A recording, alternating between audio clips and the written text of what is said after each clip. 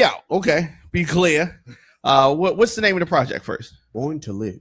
Born to Live. Okay, that's important. Yeah. So for people that don't know who you are, go ahead and introduce yourself. Well, in my best radio voice, my name is Heavy. Then, I wish I could talk like this all the time. Like, right? Like when you want. Yeah. Hi, my name is Heavy. I am a rapper from the Baltimore area. I was originally born in North Carolina, but I've moved here 13 years. Is that facts? North Carolina, bro? Yeah. Okay. Gastonia. Okay. Well, I moved to North Carolina when I was like 8. So when I moved there, I had to tell everybody I was from PG. But I lived there until I was like 16. So when I got here, like, hey, where you from? Instead of telling the whole story, I just said I'm from North Carolina. Okay. So I got roots from both areas, and then I just settled here, which is kind of like the perfect mix of North and South. That's true. That's true. That can be good and bad. Yeah.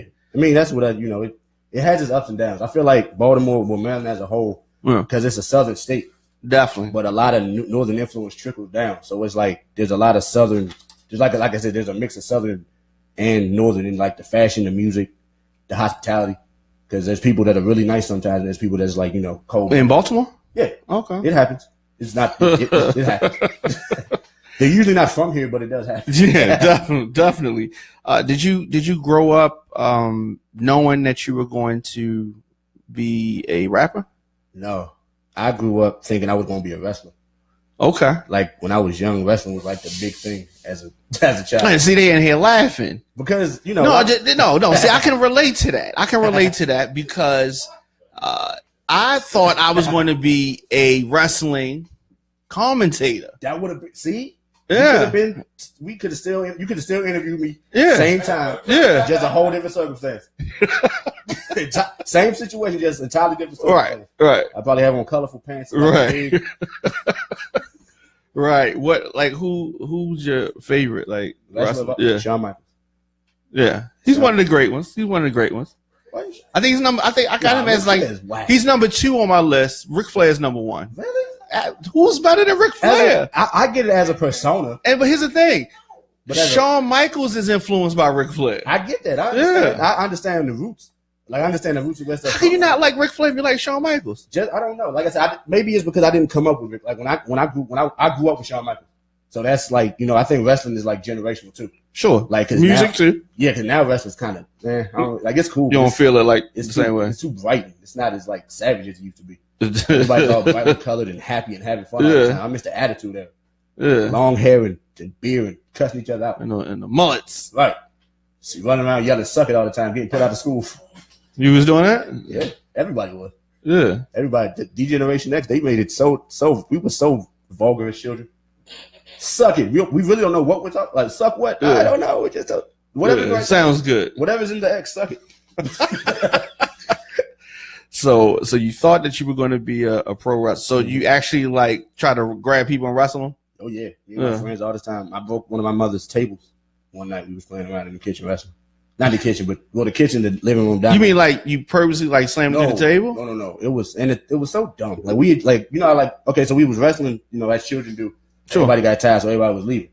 On the way out, we was like, I was laying on the floor and like somebody walked past and I tried to get him like the little leg lock when they was walking and they lifted their leg up and came down and smashed the table.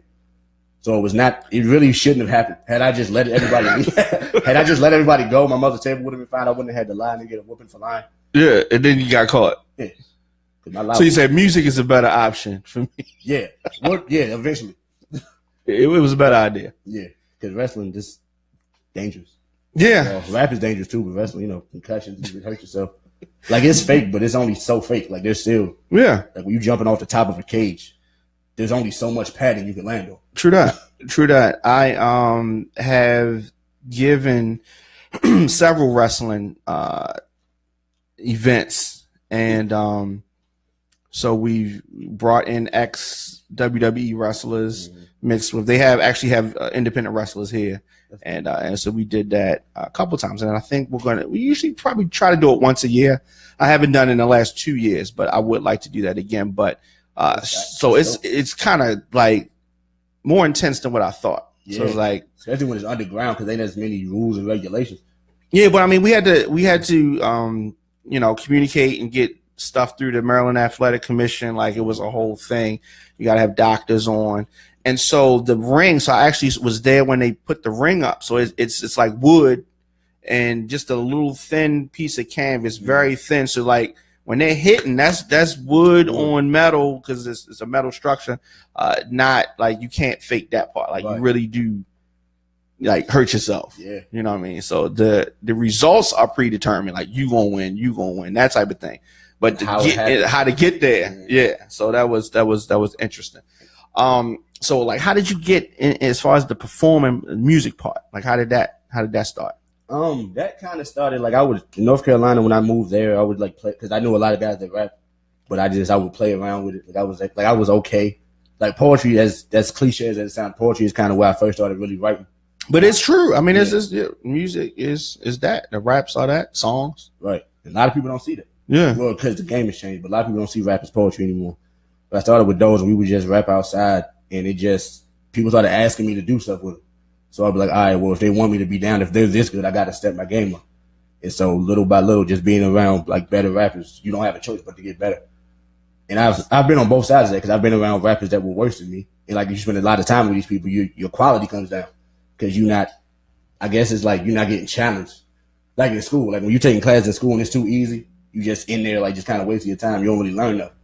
But I try to keep good rappers around me at all times, so I can always be trying to keep up and elevate my skills.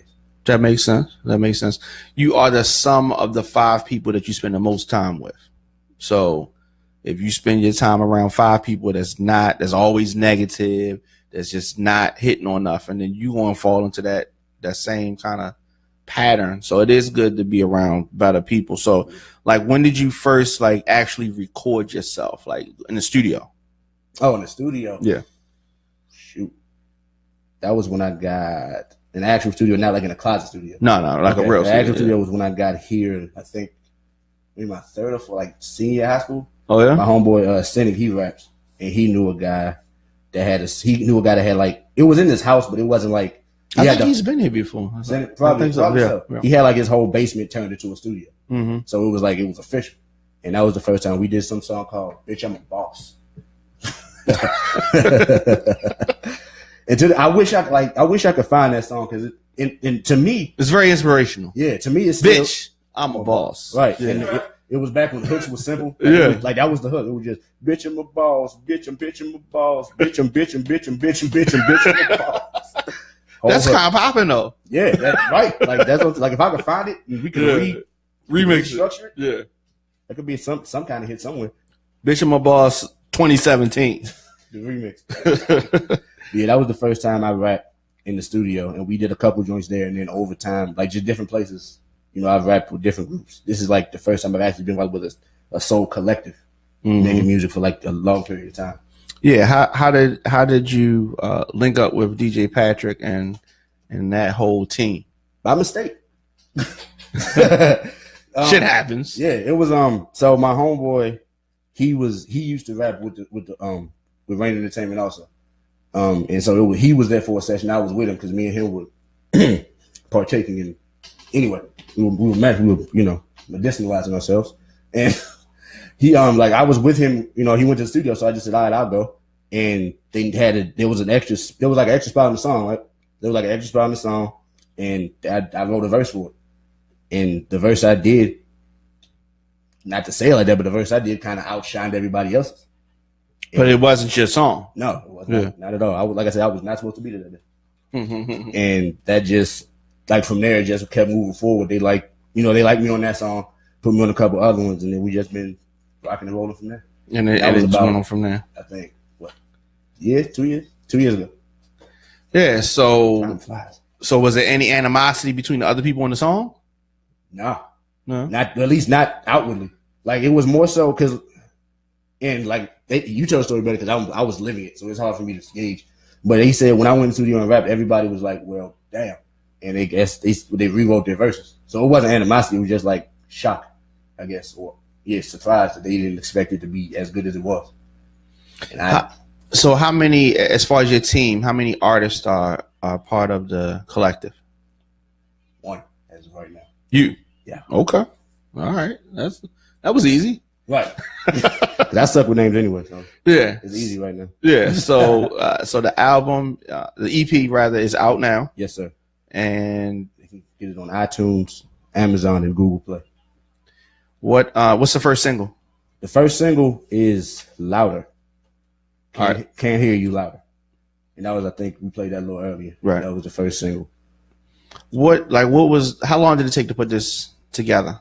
That song or the whole thing? No, the whole thing. The whole thing over the course of maybe about the course of between the 2 years, give and take. Mm-hmm. Like going different songs here and there. Like, cause it, a lot of people don't know that. Like most albums aren't recorded all in one swoop. True. A lot of them are, recorded, piece by piece. Because sometimes songs that you didn't think would be on there, you didn't, think would be on there, they get put on there and stuff like that. So over time, like the course of 2 years, pretty much. Yeah, a lot of people don't know that whole process. So it's like, when you went in, did you already have all your verses written? Day by day, sometimes I would have them written. Sometimes I would maybe like have one in the hook ready, and just, since we had the studio, we just go and rock with it. Mm-hmm. And then I'll just add them from there. But usually I try to have them done at least like done before we go, so I can just run through them. Because it's easy to perform when you memorize it. Like if you write it on the spot and try to do it, you can. It's possible, but it don't feel as like. You can hear it back later. You be like, man, I could have did that better. Yeah, I could have breathed this way. I could have put the hand on my voice instead of you trying to. All right, you reading. So yeah, I said this. Oh wait, that's not what I wrote. Yeah. So as far as features, there any features on the EP? Yes, there is one by an artist named Big Owl. I hope I'm saying that right. Yeah, Big Owl. And I think that's it. I think I J. Cole this one pretty much. No features. How let's see. Now, was that something that you did intentionally? Kinda, sort of. Like I don't mind features often, but for this first one, I wanted people to know me. Like it's cool. I can, it's cool to put other people on. I'm always down to do that. But for this first major EP, I wanted people to get to know who I was. So I wanted to keep the features as minimum as possible. And that's why the only really feature is somebody singing, because I cannot sing. Right. So that's other than that. If I could. If you know how to sing, if I could sing, man. You would have sang it. Yeah. What do you have a favorite song? A lot of people don't want to answer that question, but on my EP? Yeah. Louder is my favorite song. Okay. Louder and the skit in the middle. But that's not a song. The Louder and the skit. What let's talk about it's hard to pick a favorite, but it is hard. It is hard. Like if I had to pick one offhand, that one is my favorite one. And the second one would be Mama. My second one. Yeah. So I was going to ask you about that one. A lot of people don't tackle that subject. It's been tackled before, but a lot of people don't necessarily like to show that kind of vulnerability talking about their mother. I'm assuming you're talking about your mother. Yeah. What made you do that? Just because I feel like it's relatable. Like you said, a lot of people haven't done it in a while, and it's relatable. Everybody's got a mom. Everybody and now, granted, everybody's mom doesn't always give them the same type of relationship. Like some moms are just bad. Yeah. But if you have a good mother, if you had a mother that tried to kind of guide you in the right direction, it's relatable, as most of us do. Yeah. Like missing, like dads is usually the one who's missing in households, unfortunately, in our demographic. So I wanted to just give one shout out to mom, just to let her know, I appreciate everything, always. No doubt. If you're watching, is she able to listen to your music? She is. My mother is more savage than I am. Like the first rap song I heard and liked was "G's and Hustlers" by Snoop Dogg. Okay. My mother would bump it. That was the first rap Doggy song. Style album. Mm-hmm. That was the first rap song I knew the words to, and not the hook. Again, like I said, you don't really know what you're saying, but you know what to say. You reciting the words that you memorize. All right, so let's take a quick break, and I want to play your single, and then we'll come back and talk some more. All right.